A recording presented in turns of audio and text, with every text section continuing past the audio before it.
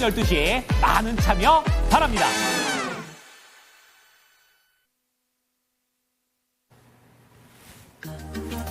네, 안녕하십니까. 목요일 명인들의 복귀 김도현입니다. 자, 오늘 우리 시장이 동시만길이었습니다. 컷오프 리칭데이였는데, 지난 월초 미국 시장의 급락, 그리고 우리 시장도 3월을 되게 뒤숭숭하게 시작을 했습니다. 그런데 결국은 반등을 하고 있고, 미국 시장의 급락세도 일단 진정이 좀 됐습니다.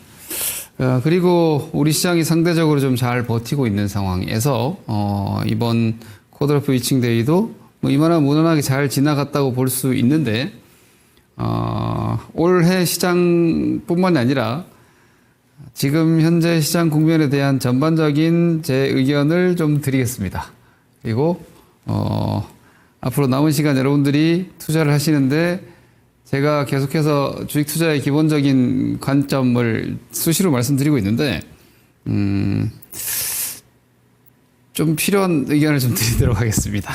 자, 이 시간이 제가 오늘 마지막입니다.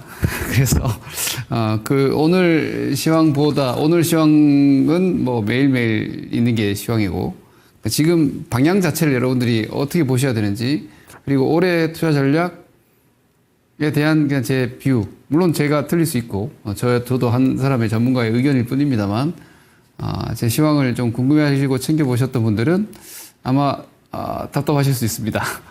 다른 채널을 통해서 뭐 온라인을 통해서 좀 확인하실 수 있을 텐데, 일단 저는 계속 말씀드렸지만 시장 못 간다.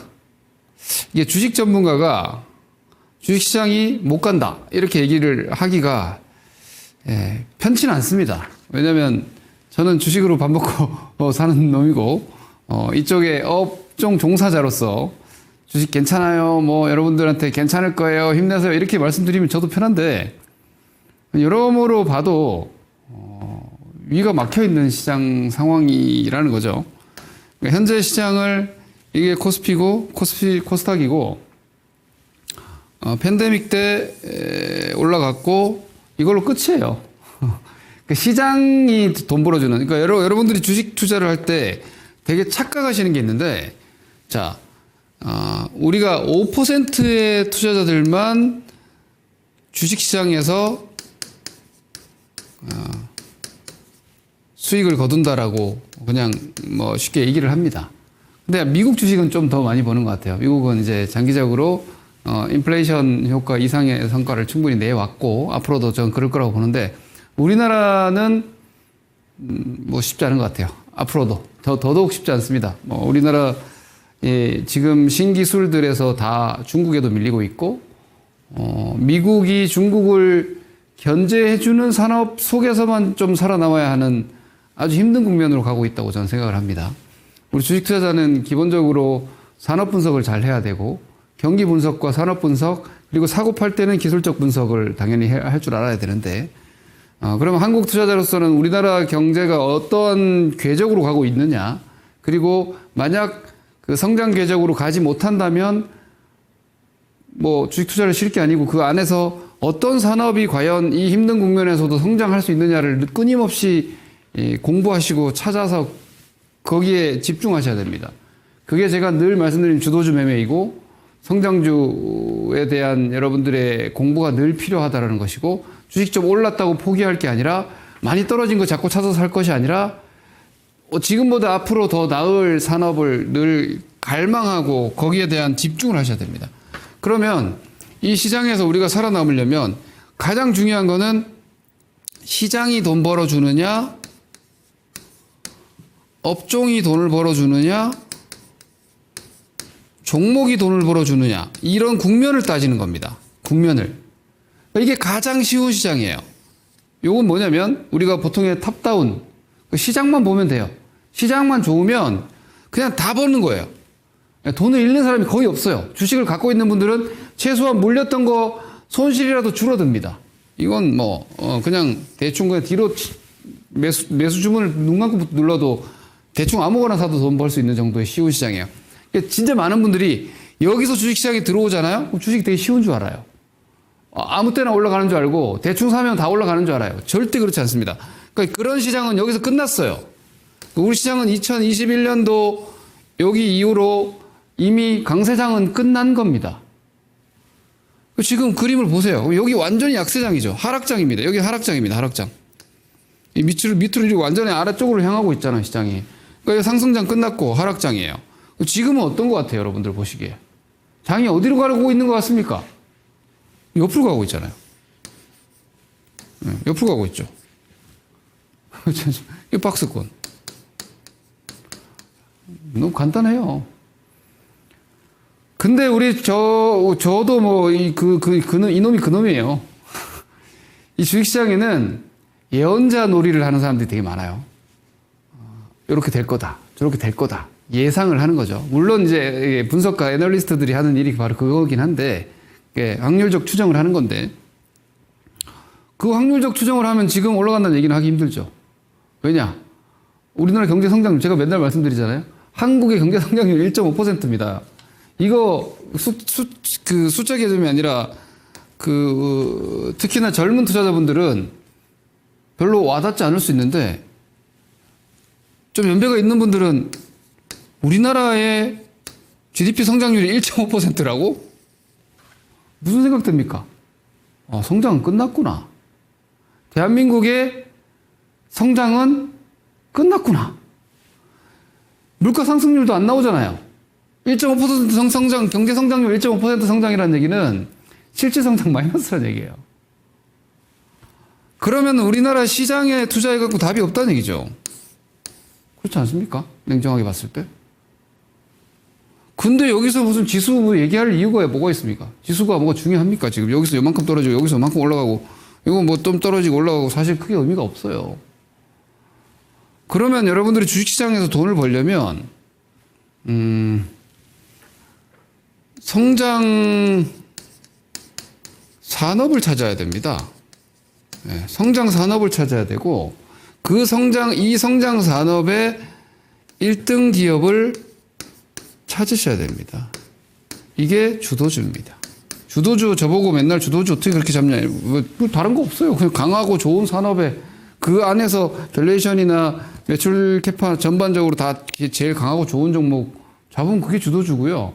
제 눈에 그게 보이는데 기관 외국인 눈에 그게 안 보이겠어요? 그럼 거기 제가 살 때 기관 외국인이 사서 들고 있으면 이놈 저놈 더 사가지고 계속 올려주고 추세라는 게 한번 방향을 잡으면 상대적인 성과 자체가 이게 시장 수익률이 안 나기 때문에 기관 투자자들과 개인 투자자하고 달라요. 기관 투자자들은 벤치마크라는 게 대단히 중요하고 상대 수익률이라는 게 아주 중요해요. 개인 투자자가 상대 수익률을 추구하시면 너무 힘들어져요. 그러니까 내 돈만 집중하시는 게 개인은 좋고요. 예, 그래서 돈 벌 수 있는 쪽에 그냥 집중하시는 건데 기관 투자자들은 그때 분기 성과, 반기 성과, 연간 성과를 보고 거기에 따라서 인센티브 받고 혹은 뭐 집에 가야 되고 뭐 이런 상황이 생기기 때문에 그 벤치마크가 대단히 중요합니다. 그래서 어떤 산업이 하나가 제가 오늘 별 얘기를 다 하네. 움직임이 만들어지면은 여기저기 기관들이 따라 붙을 수밖에 없는 거예요. 왜냐하면 그 주식이 포트폴리오에 편입되어 있지 않으면 시장 수익률을 비트할 수 없기 때문에 그럼 집에 가야 돼요. 가기 싫어도. 이게 냉정한 바닥이거든요. 연기금이 돈 주잖아요, 기관들한테. 연기금이 쭉 운용사들 놓고 시장도 못 이겼네. 얘네 돈 줘. 집에 가. 그리고 여기 잘했네. 돈 더 준단 말이에요. 운용 자산 규모 커지면 당연히 매니저 가져가는 거 많아지고. 그죠? 그러니까 시장을 추종할 수밖에 없는 거예요. 강한 종목을 추종할 수밖에 없는 것이고. 이런 구조로 주식시장이 돌아가고 움직이는데 우리 시장 지금 이렇게 돼 있어요. 그러니까 한국이 제가 전에 이렇게 말씀드렸죠. 2,400이 여기 2,400입니다. 여기 2,400. 2,400이 지금 PBR 0.8입니다. 그래서 제가 여기 올라왔을 때 그랬죠. 2,600이 PBR 그러면 당연히 2,400이 PBR 0.8이니까 여기 0.9 아닙니까? 0.9인데 우리나라 성장률 낮아졌어요. 그러면 이게 더 올라가겠네. 이렇게 1.5% GDP 성장률인데 이게 1 넘어갈 수 있나? 못 넘어가요. 그러니까 이거 위에 막히는 거예요. 위에 걸어 막힌다. 제가 그래서 120수 올라온 거 이상한 것 같은데 그래서 쫓아가지 마시라고 했던 그냥 박스라는 거예요. 그럼 지금도 그냥 박스예요. 자, 그러면 여기가 무너지면은 여기가 PBR 0.8이에요. 예, 시장지수 기준 0.8이에요. 이 0.8이 잘 안 무너집니다. 그럼 이건 언제 무너질까요? 뭔가 경제적으로 대내외적으로 사고가 나야 돼요. 뭔가 사고가 나면 이거 깨집니다. 뭔가 사고 나면 이게 깨지고 제 데이터로는 이게 깨졌을 때 내려갈 수 있는 자리는 2116, 15, 2115 한 이 정도예요. 그지? 2115 정도. 그러니까 사고가 났을 때는 바닥이 여기고 사고가 안 나면 2400이 바닥인 거는 아직 그 정도의 시장은 되는데 근데 위쪽으로는 우리가 성장률 데이터가 1.5% 이 상태에서는 못 갑니다. 이 상태에서는 위로 못 가요. 뭐 오늘 저는 되게 황당한 기사 보고 되게 어이없었는데 이거 좀 올라오니까 뭐 3000포인트가 보인다 또 이런 기사가 나오더라고요. 무슨 근거로 3000포인트가 보인다고 하는지 모르겠어요. 이런 상황이에요. 그러면 미국도 한번 봐야죠. 자, 미국 지수 한번 보여드릴게요. 제가 이 시간을 통해서도 아마 이야기를 했을 거예요. 제가 미국 주식 다 팔으라 그랬죠. 미국 주식을 한번 쭉 파시고 나서 보자. 왜냐? 여러 가지 데이터들이 미국 지금 제가 옛날부터 많이 지급준비금 데이터 그리고 RP 영래포 잔고 미국의 유동성 데이터들이 다 되게 쭈그러들었어요. 돈이 시중에 미국 정부 재정 유동성이나 이런 거 다 거의 다 미천을 드러낸 상황이었단 말이에요. 계속해서 채권 발행해서 돈을 찍어줘야 되는데 중국 관계 안 좋고 트럼프가 저렇게 윽박 지르면은 당연히 미국 채권을 받아주던 중국, 일본 이런 데서 당연히 채권 가지고 딜할 거 아니에요. 그러니까 시장에 혹은 미국 경제 상황에 유동성을 공급해주는 공급자들이 약해지는 상황에서 미국 S&P PER이 25배 이렇게 갔잖아요. 자, 25배면 이게 약간 어려운 얘기일 수 있는데 그냥 상식적으로 말씀드릴게요. 25배는 이걸 이제 역수로 하면은 그러니까 기대 수익률이 25배면 연간 기대 수익률이 한 4% 그죠? 4% 되는 거죠. 미국채 수익률이 지금 몇 프로예요? 이게 미국채 수익률이 지금 4.7%까지 갔다가 4.5 왔다가 막 한 4% 중반 왔다 갔다 하잖아요. 그 시장 밸류에이션 매력 없는 거예요. 미국 시장이. 시장 평균이 이렇게 나왔고 메가캡 애들 빅테크들 이번에 테슬라 얼마까지 간지 알죠? 250배 갔어요. 250배 갔고 엔비디아 뭐 35배 이렇게 갔다 말이에요. 비싸잖아요. 너무 많이 올라갔잖아요. 그리고 달러 강세 때문에 비달러 자산들이 미국으로 몰려 들어가서 미국 주식들을 막 사줬어요. 우리 여러분들 서학개미들도 그 중에 한 부류였던 거고 막 주식을 이렇게 비싸게 막 사줬어요. 그런데 미국 내에서 움직이는 펀드 매니저들의 주식 볼륨 자체가 너무 커서 현금 여력이 적었거든요. 그러니까 살 여력이 미국 자체에서는 정부 유동성, 기관 유동성이 다 약해져서 밖에서 막 우리나라 미국 서학개미들 뿐만이 아니라 막 인도에서도 들어오고 막 해외 자금들도 막 미국을 사자 그러면서 들어올 때 그 물량들을 넘긴 거예요. 그리고 밸류에이션 부담이 큰 상황에서 조정이 딱 나와버리고 그리고 저는 지금도 그렇게 생각을 하는데 트럼프의 모든 정책이 디플레이션 정책이라고 저는 생각을 하거든요. 이건 디플레 만들겠다는 얘기 같은데 그리고 엊그제 나온 CPI를 보면서 많이들 안도하시던데 여러분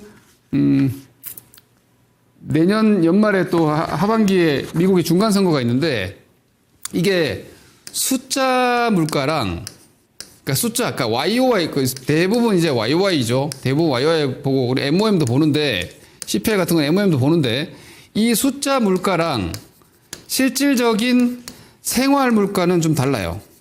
생활 물가는 성장률을 보는 게 아니라 단가를 보죠. 우리 여러분들 파 한 단에 얼마? 에? 삼겹살 뭐 600g에 얼마? 이렇게 따지지. 삼겹살이 작년 동기 대비해서 200원 올랐네?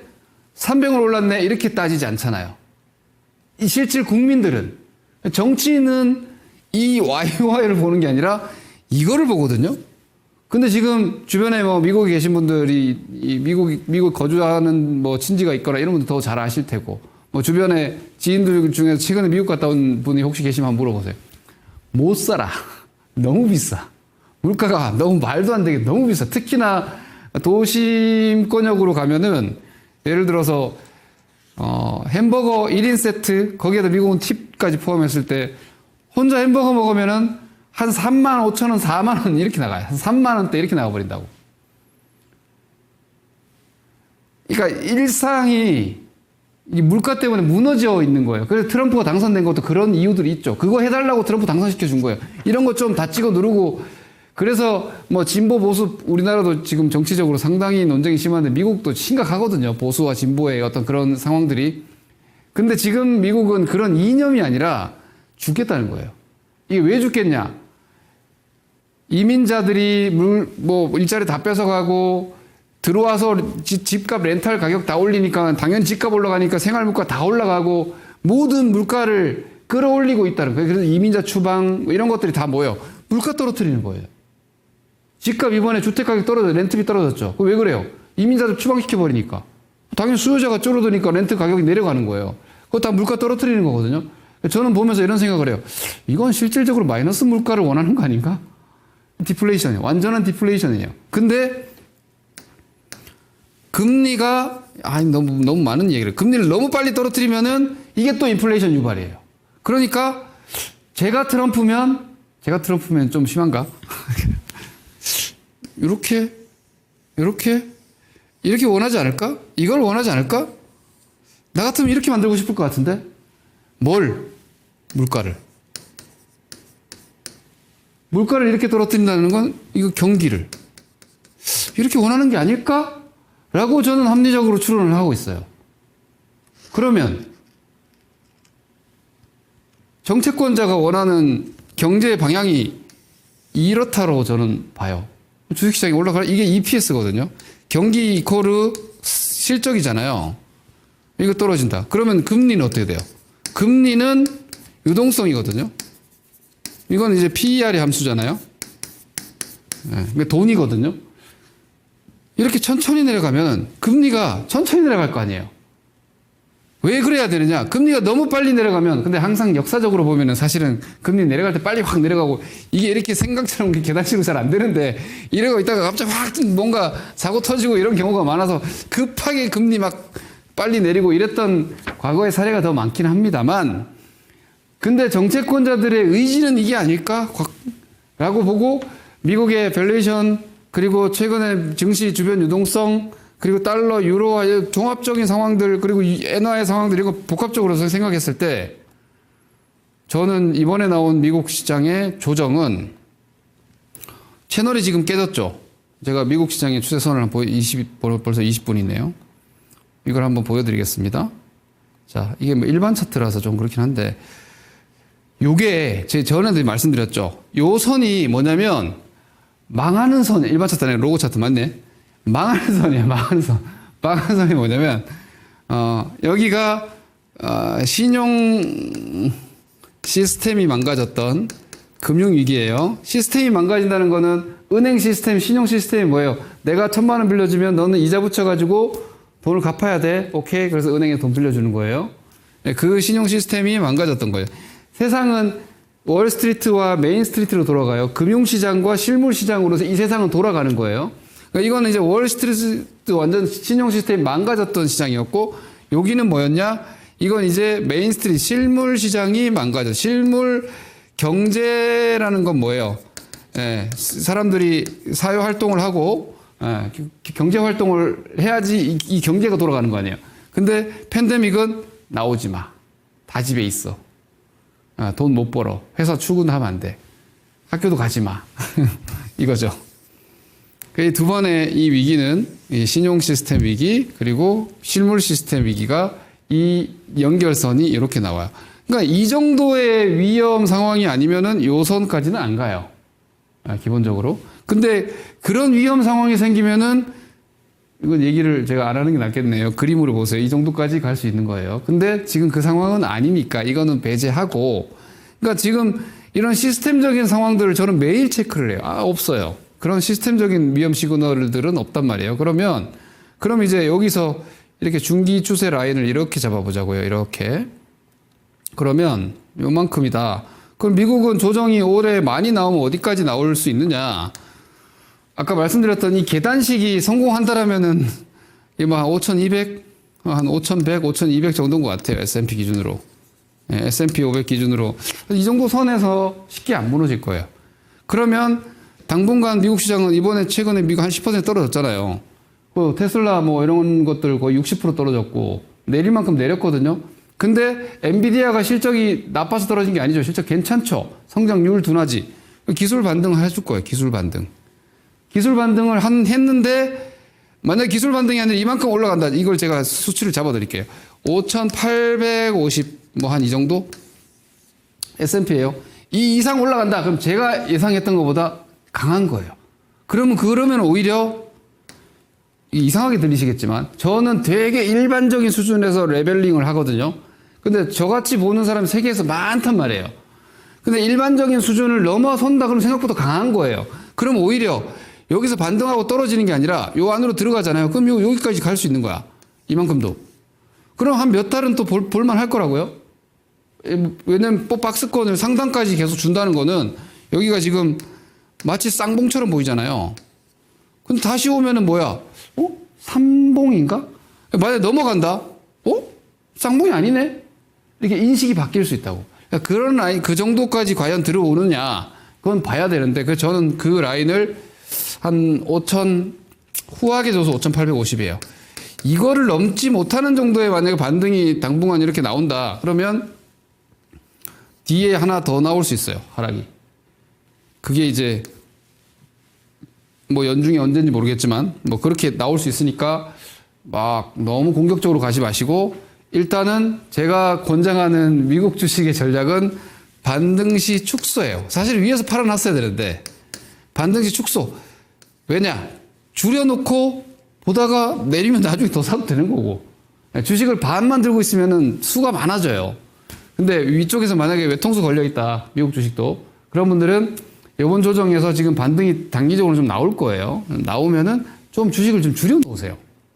맨날 주식을 100% 다 갖고 계실 필요가 없어요, 여러분. 그렇게 하면 돈을 못 벌어요. 벌었던 거 뱉어내고 또 벌었던 거 뱉어내고 다람쥐 쳇바퀴 돌아가듯이 그냥 공회전하게 돼 있어요. 물론 미국 주식은 아주 장기적으로 보면은 떨어졌다가도 또 복원력이 있지만 왜냐하면 전 세계에서 영업하는 기업들이니까 좀 국내 주식하고는 차이는 좀 있지만 그래서 저는 아까 말씀드렸다시피 시장이 돈 벌어주는 장세이기는 좀 쉽지 않아요. 그게 잠깐씩 좋을 때 너무 흥분하지 마세요. 그리고 업종을 잘 그러니까 집중을 하셔야 돼요. 백화점 만들면 안 돼요. 그러니까 좋은 산업 여러분들한테 제가 유튜브 방송이나 이런 거 할 때 자주 이야기하는 얘기인데 주식 포트폴리오를 짜고 내 주식을 살 때 뭐 너무 많은 사람들이 항상 차트 얘기를 많이 하는데 저도 차트 항상 봐요. 저 테크니컬한 매매를 정말 좋아하고 뭐 어릴 때 항상 그걸로 돈을 벌었던 사람인데 제가 과연 차트를 무시할까요? 절대 차트 무시하지 않아요. 저도 사고 파는 시점에서는 차트로 결정합니다. 그런데 어떤 주식을 거래를 할 것인지에 대한 결정은 업황을 보지 않으면 안 돼요. 차트로 하는 게 아니에요, 그건. 그러니까 지금 여러분들이 펀드처럼 IT 좀 사고 2차전지 좀 사고 뭐 은행 좀 사고 뭐 좀 사고 이렇게 쭉쭉쭉 뿌려놓잖아요. 수익 안 납니다. 손해 날 수밖에 없어요. 왜? 우리나라가 총합인 시장이 올라갈 수 있는 구조가 아닌데 성장률 2%도 안 되는 시장이 이 저성장 국면에서 어떤 식으로 분산해갖고 그렇게 수익이 많이 나겠어요. 그럼 결국은 자 국가 경제는 성장하기 힘들다. 그러면은 시장으로 여러분들이 다양하게 종목을 배분해서는 힘들다는 얘기예요. 그러면 결국은 성장이 유효한 산업에 집중하셔야 됩니다. 그걸 여러분들이 가격으로 자꾸 접근을 하시면 안 돼요. 제가 시간이 지금 26분인가요? 1분. 아주 쉽게 얘기할게요. 옛날에 10억 벌었어요. 그래서 주가가 지금 10만 원이야. 그죠? 주가가 10만 원이에요. 근데 지금 2억밖에 못 벌어요. 그럼 얼마 돼야 되는 게 적정합니까? 2만 원 돼야 되잖아요. 그죠? 옛날에 10만 원이었는데 지금 2만 원이라도 전에 돈을 이거밖에 못 벌고 지금 이만큼밖에 못 벌면 이건 적정한 거예요. 싼 게 아니에요. 혹은 1억밖에 못 벌고 있다. 그러면 2만 원도 비싼 거예요. 이거 더 떨어져요. 반토막 나야 돼요, 여기서. 반대로 2만 원 하던 주식이 10만 원 가 있어도 그때는 2억 벌다가 지금 10억 벌고 있는 회사다. 그럼 적정가예요, 이게. 주식을 가격이 아니라 가치로 봐야 된다는 거 잊으시면 안 되고, 그런 관점에서 여전히 상황이나 이런 것들이 급격하게 나빠지기 좀 어려운 산업을 제가 불러드릴게요. 여전히 방산, 조선, 원자력, LNG, 재건, 음식료, 화장품, 유틸리티. 예. 올해는 저는 여전히 이쪽에서 거래를 하셔야 된다고 봅니다. 여전히. 그 다음 여러분들이 좋아하시는 반도체, 2차 전지를 포함해서 최근에 철강주 좀 올라왔던데, 이거 조선 규제에 철강 규제까지 포함될까봐 기대하는 거고, 중국에 철강 규제를 해주니까 반사이익 기대하는 겁니다. 오래 못 갑니다. 이런 경기 민감주들 있죠. 그리고 2차 전지 같은 경우는 금리에 정말 민감하죠. 바이오도 금리에 민감한데, 바이오는 지금 R&D에 모멘텀이 있어서 그거는 약간 곽계전투로 보시고, 산업 전체로 보지 말고 바이오는 각계 종목 격파로 보시고, 산업으로 반도체 2차 전지는 AI라는 게 우리나라 반도체를 다 먹여 살려주는 게 아니에요. 그러니까 너무 AI에 몰두하는 것보다는 반도체, 우리나라 반도체는 기본적으로 일단 아직은 레거시 반도체 포지션이 큽니다. 그러면 이 경기 순환 사이클로 보셔야 됩니다. 아직까지 경기에 완전 바닥이 나오지 않았고 미국이 저금리 구간으로 아직 들어가지 못했기 때문에 이런 대규모 장치 산업 반도체 2차 전지가 시장을 이끌고 가기가 아직은 좀 역부족이다. 이거는 더 싸게 더 낮게 사야지 올해가 아닌 내년을 바라보면서 기대할 수 있지 않을까, 저는 그렇게 여전히 보고 있습니다. 이런 점들 잘 감안하셔서 살아남는 게 중요한 장세이고 특화된 수익으로만 돈을 벌 수 있는 장세입니다. 제가 증권 전문가로서 이놈 저놈 다 사도 돼요, 괜찮아요, 이런 말씀을 못 드려 참 죄송합니다만, 주식시장에서 생존 전략은 항상 국면에 맞게 가셔야 된다는 점 잊지 마시고 내내 성공 투자 되시기 바랍니다. 감사합니다. 김동현입니다.